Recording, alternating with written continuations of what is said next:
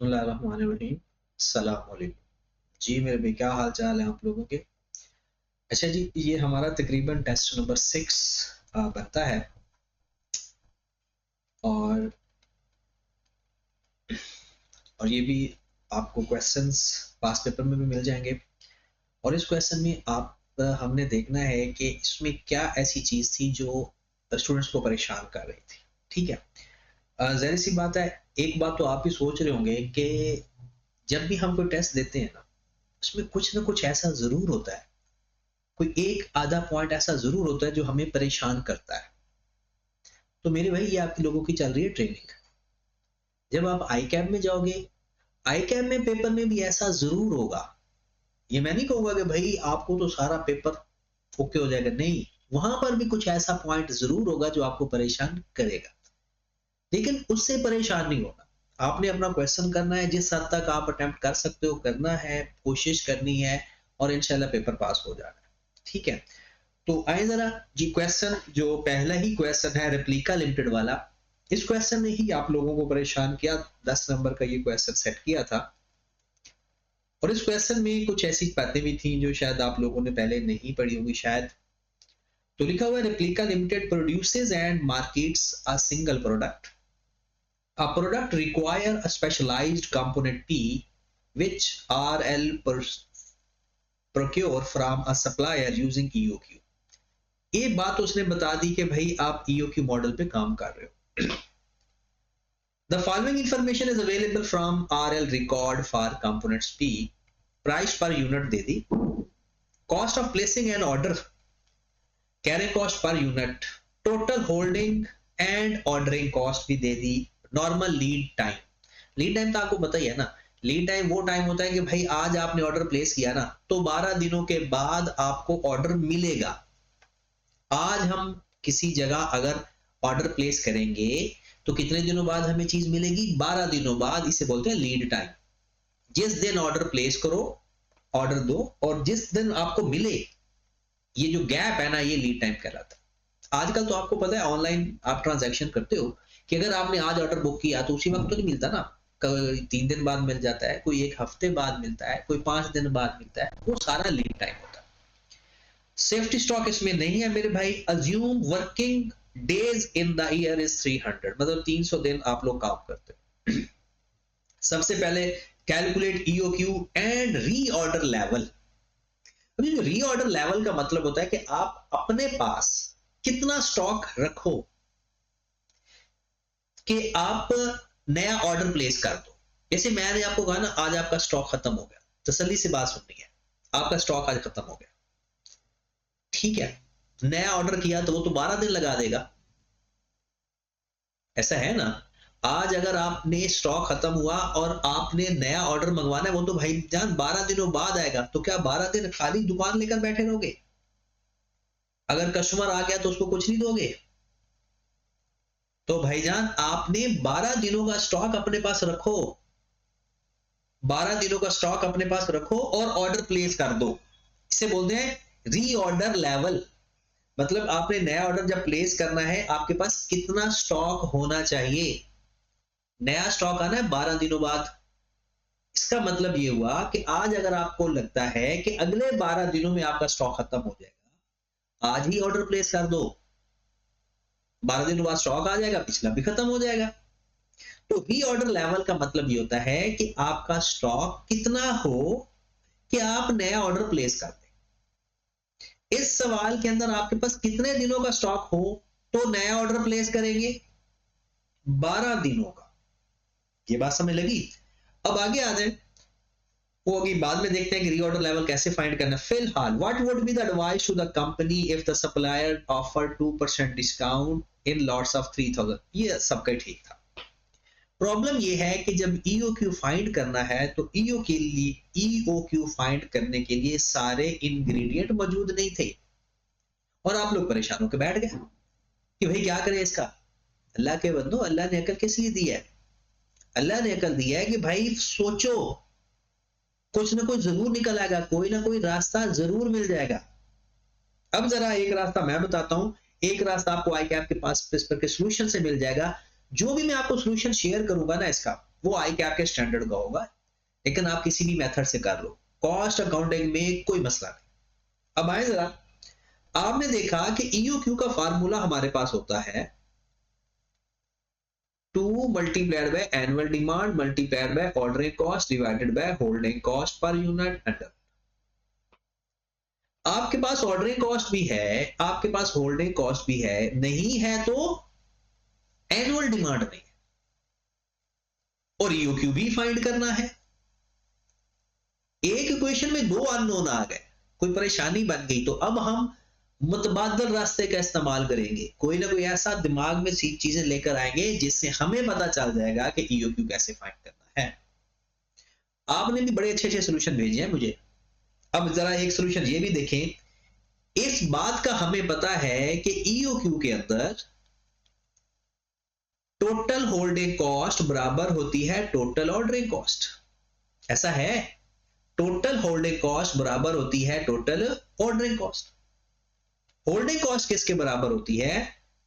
EOQ मतलब कि order size divided by 2 multiplied bye holding cost per unit, और ordering cost होती है annual demand divided by order size multiplied by ordering cost per unit, ऐसा ही है। अब जरा गौर फरमाइएगा, ये है आपकी होल्डिंग कॉस्ट, ये है आपकी ऑर्डरिंग कॉस्ट, और आपको क्वेश्चन के अंदर बताया हुआ है टोटल होल्डिंग कॉस्ट और ऑर्डरिंग कॉस्ट 3000 पर एनम है। इसका यह भी मतलब है कि इसमें 1500 होल्डिंग कॉस्ट है, 1500 ऑर्डरिंग कॉस्ट है। ऐसा क्यों है? क्योंकि ईओक्यू मॉडल के अंदर हमें पता है होल्डिंग कॉस्ट और ऑर्डरिंग कॉस्ट बराबर होती है, होल्डिंग कॉस्ट और ऑर्डरिंग कॉस्ट बराबर होती है, ऐसा है ना। तो इसका मतलब है इस 3000 के अंदर होल्डिंग कॉस्ट भी 1500 है और ऑर्डरिंग कॉस्ट भी 1500। अब आपको तो देखना कि सवाल हल करने के नंबर ऑफ वेज ओपन हो जाएंगे, देख लीजिएगा। देखिए, अब होल्डिंग कॉस्ट 1500 है, तो हम होल्डिंग कॉस्ट को 1500 के बराबर रख कर तो देखें। होल्डिंग कॉस्ट का फार्मूला है EOQ divided by 2 multiplied bye holding cost per unit, ये टोटल होल्डिंग कॉस्ट का, इज इक्वल टू 1500। EOQ तो आपका फाइंड हो गया, EOQ divided by 2 multiplied bye holding cost. Holding cost कितनी है मेरे भाई? होल्डिंग कॉस्ट है 10% ऑफ परचेज प्राइस, 10% ऑफ मतलब के 150 का 10% जो कि 15 आ गया, 15 इज इक्वल टू 1500। सवाल तो हल हो गया। EOQ इज इक्वल टू, ये 2 उधर जाकर मल्टीप्लाई कर दो और 15 को डिवाइड कर दो, तो हमारे पास 200 आ गया। हमारी ए ऑप्शन हल हो गई, ए ऑप्शन हमारी हल हो गई, ठीक है। अगर मैं आपसे कहूं कि EOQ अगर आ गया, या तो EOQ के फार्मूले में जाकर पुट कर दो, वहां से एनुअल डिमांड एक दफा फाइंड कर लो, या आप ये देखें, यहां से अगर देखो A over EOQ multiplied by ordering cost is equal to 1500, और टोटल ऑर्डर कॉस्ट भी तो यही है। अब यहां पर देखें, A हमने फाइंड करना है, EOQ 200 आ गया, ऑर्डरिंग कॉस्ट पर ऑर्डर 50 रुपए इज इक्वल टू 1500।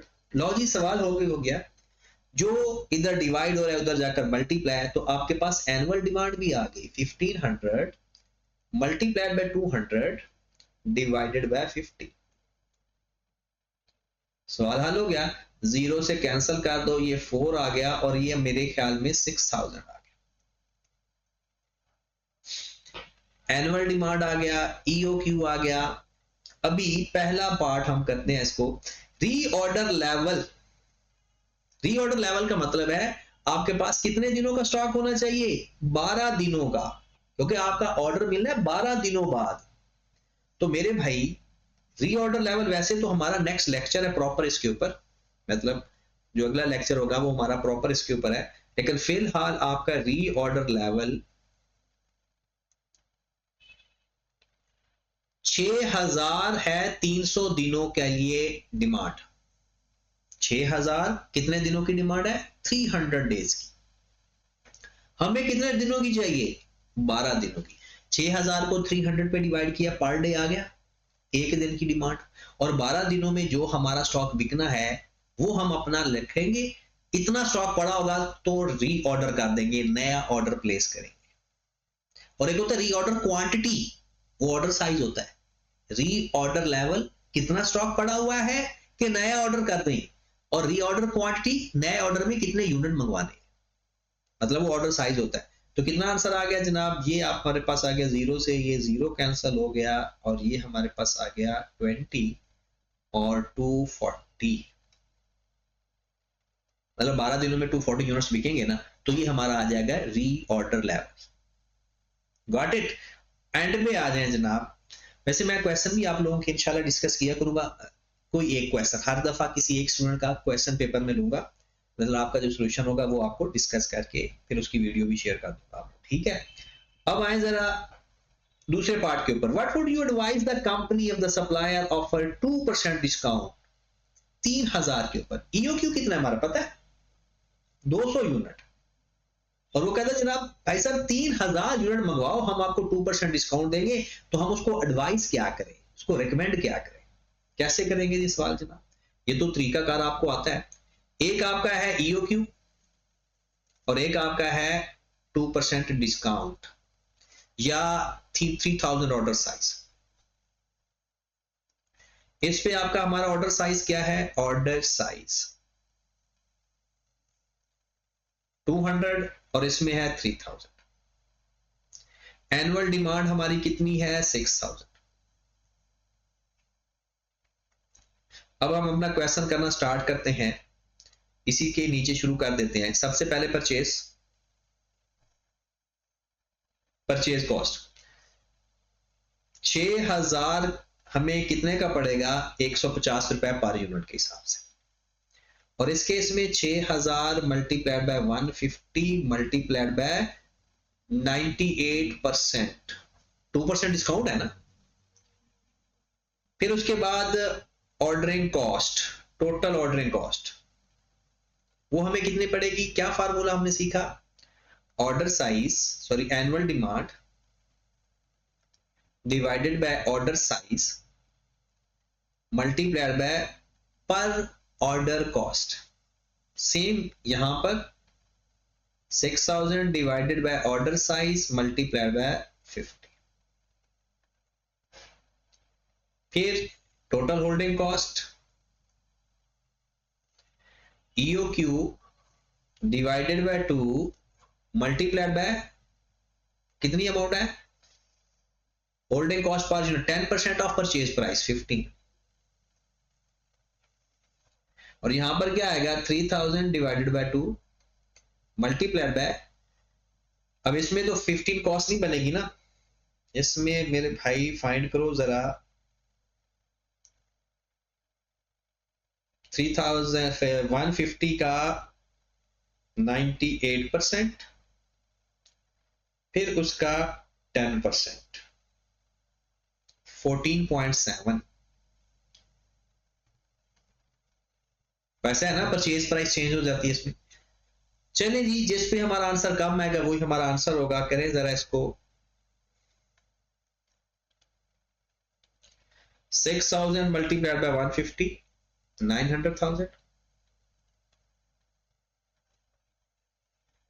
उसके बाद है जनाब 6000 डिवाइडेड बाय 200 मल्टीप्लाइड बाय 50 1500। फिर है जनाब 200 डिवाइडेड बाय 2 मल्टीप्लाइड बाय 15, इसमें तो 1500 ही आएगा।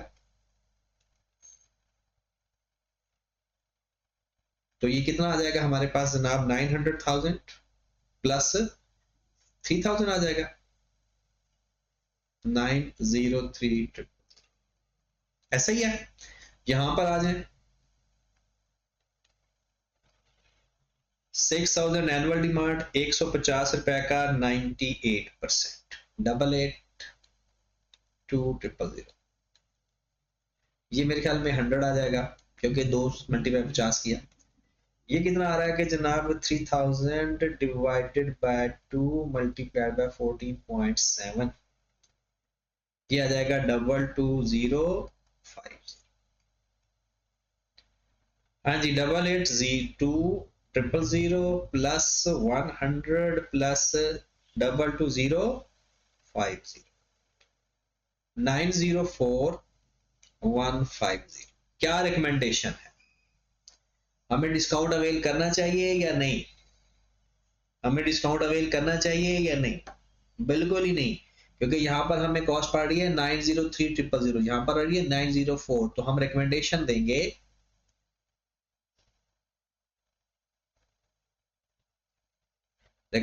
देंगे कि कंपनी या replica limited must adopt EOQ order size, या आप उसे ऑर्डर साइज भी लिख सकते हैं, 200 पर ऑर्डर मंगवाएं।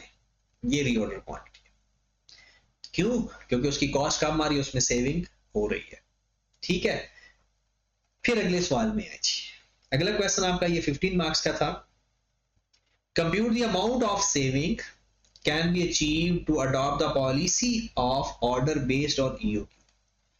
कहते पहले पता नहीं वो किस तरह से मंगवाता है, कहता EOQ उसने अडॉप्ट किया, तो बताओ अमाउंट ऑफ सेविंग बतानी। अब हम क्या करते हैं, पेपर में जब सवाल आता है ना, EOQ फाइंड करके यही सारा काम करके आ जाते हैं और हम समझते हैं हमारा सवाल ठीक है। नहीं, उसने पूछा है अमाउंट ऑफ सेविंग, तो आपने अमाउंट ऑफ सेविंग बतानी है। इस सवाल के अंदर तो इतना ज्यादा मसला नहीं था। Modern distributors is a distributor of carton which is used to various industries and its demand is evenly distributed throughout the year. The related information is as under. Annual demand 240,000, annual demand of country, ये जरा गौर करने वाली बात आ गई। And MDL share is 32.5%। इसका मतलब ये हुआ है कि 2,40,000 टन, ये सारी हमारी एनुअल डिमांड नहीं है, ये पूरी मार्केट या मुल्क की डिमांड है। हमारा शेयर कितना है, हमारे कस्टमर कितने हैं, हम कितना सेल करते हैं, वो है 32.5। तो इसका मतलब है हमारा जो A आएगा 240,000 मल्टीप्लाइड बाय 32.5%, और ये कितनी अमाउंट आ जाएगी 78,000। मतलब हमारा जो शेयर है 240 का 32 पॉइंट, चेक कर लेते हैं, 240,000 multiplied by 0.325, 78,000। Average sale price is 22,125 per ton and profit margin is 25% of cost। ला लियो, अब ये आप लोगों की सेल प्राइस गिवन है और कॉस्ट हमें चाहिए होती है। याद आया, CPS लगाना है। 22,125 को किस पे डिवाइड करेंगे, 25% मार्जिन है, मार्जिन ऑफ कॉस्ट है, सॉरी कॉस्ट है। जब वो ऑन सेल या ऑन कॉस्ट कह देना तो फिर हम ये नहीं देखते कि मार्जिन गिवन है या मार्कअप गिवन। जब साइलेंट हो फिर मार्जिन मार्कअप देखा जाता है। तो 100 कॉस्ट होगी, 25 प्रॉफिट हो गया, 125 ये वैल्यू होगी, और हमें कितनी वैल्यू चाहिए, उसकी परचेज प्राइस पर टन। कितना आ जाएगा जनाब, 22,125 डिवाइडेड बाय 125 मल्टीप्लाइड बाय 100, 17,700, ये आ गई परचेज प्राइस। फिर वो कहता है the annual variable cost with purchasing department. Purchasing department की एनुअल कॉस्ट है 4,22,4,000 during the current year. It has been estimated 10% is the variable cost of the purchasing of Carlton। इसका मतलब है ये ऑर्डरिंग कॉस्ट है, ये पूरे परचेज डिपार्टमेंट की है।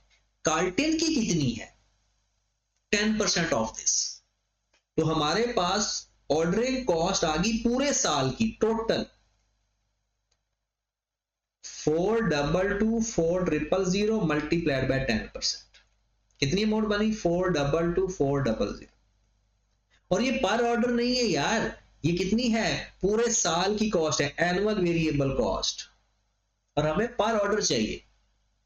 आगे चलते हैं, कहते हैं presently MDL follow the policy of 6500 tonne at a time.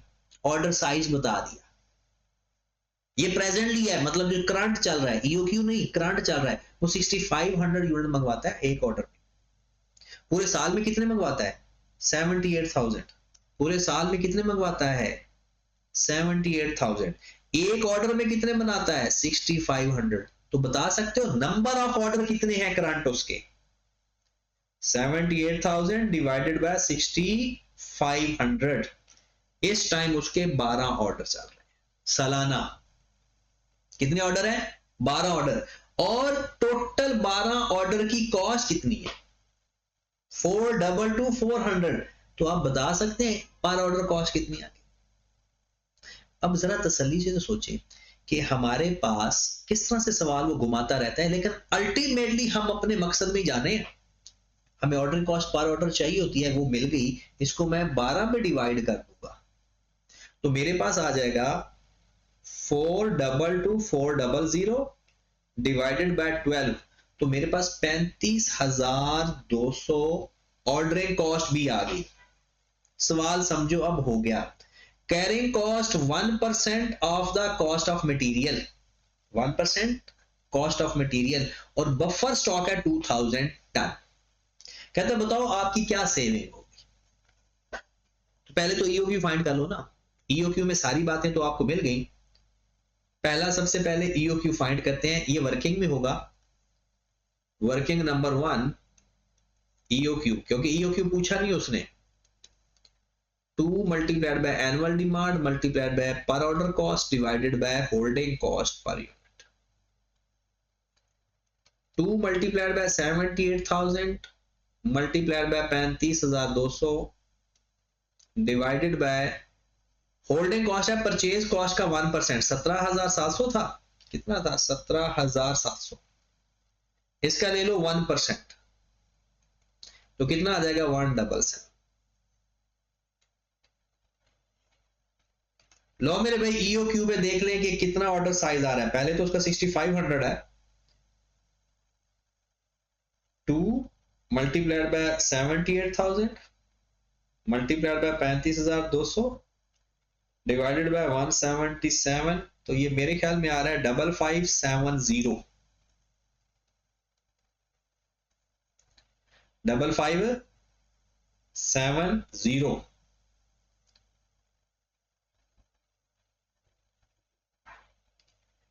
Okay की बात। अब यहां पर हम देखते हैं कि आपके पास 2000, अच्छा ये क्योंकि हमने कॉस्ट ऑफ सेविंग फाइंड कर, बफर स्टॉक दोनों में प्लस होगा। अब बफर स्टॉक को इग्नोर करके सवाल हल कर लें या बफर स्टॉक को शामिल करके सवाल हल कर लें, कोई मसला नहीं होगा, क्योंकि फिक्स दोनों में सेम अमाउंट ऐड होगी, तो आपके सॉल्यूशन पे कोई फर्क नहीं पड़ता। आए जरा सवाल हल करते हैं अपना। ईओक्यू मॉडल, और ये ईओक्यू साइज है और दूसरा 6500 टन। ईओक्यू में कितना है? 5570। 5570। एनुअल डिमांड दोनों के केस में क्या है? 78,000। अब काम तो हो गया ना हमारा। परचेज प्राइस में इसमें कोई डिस्काउंट वगैरह का चक्कर नहीं है, कोई उसने ये नहीं कहा जी आपको इतना डिस्काउंट मिल सकता है, कुछ भी नहीं। सिंपल वो कहता है सेविंग बताओ। तो सबसे पहले परचेज कॉस्ट लिखते हैं। वैसे इसमें परचेज कॉस्ट की जरूरत नहीं थी क्योंकि कोई डिस्काउंट वगैरह तो है नहीं, फिर भी हम अपने फॉर्मेट को देखते हैं। 78,000 मल्टीप्लाइड बाय 17700, 78,000 मल्टीप्लाइड बाय 17700, क्योंकि दोनों में सेम अमाउंट आ गई। ऑर्डरिंग कॉस्ट, ऑर्डरिंग कॉस्ट कैसे आएगी जनाब? Total ordering cost annual demand divided by order size multiplied by per order cost कितनी थी? 35,200। यहां पर क्या आएगा? 78,000 divide by 6500 multiplied by per order कितनी कॉस्ट है? 35,200 होल्डिंग कॉस्ट। अच्छा, टोटल होल्डिंग कॉस्ट के लिए ना आई कैप ने अपने सोल्यूशन के अंदर ना 2000 ऐड नहीं किया। वो इसलिए नहीं ऐड किया क्योंकि फिक्स है, इसलिए आप लोग उसको ऐड कर दें ना ऐड करें उससे कोई फर्क नहीं पड़ता। तो आप आपने किया हुआ है ना टोटल होल्डिंग कॉस्ट कर दो आप। Order size divided by 2 plus 2000 multiplied by holding cost per unit कितनी है 177 और यहां पर ऑर्डर साइज है 6500 divided by 2 plus 2000 multiplied by कितनी अमाउंट आएगी 177। लो मेरे भाई ईओक्यू के अंदर भी आपने सारे फाइंड करने, यहां पर भी फाइंड टोटल कॉस्ट फाइंड करके उसका जो डिफरेंस ले लेना है वो आ जाएगी कॉस्ट ऑफ सेविंग। बाकी सारा स्ट्रक्चर यही है, सारा क्वेश्चन ठीक होगी बात मेरे भाई। तो ये था आपका टेस्ट। अब इसके बाद 2 सवाल बहुत ही मजे के मैंने करवाने हैं मेरे भाई, आपको बहुत अच्छा भी लगेगा वो सवाल करके और नेक्स्ट टेस्ट के लिए वो आपको हेल्प भी करेगी। ठीक है जनाब, तो इंशाल्लाह नेक्स्ट लेक्चर में मिलते हैं। अल्लाह हाफिज।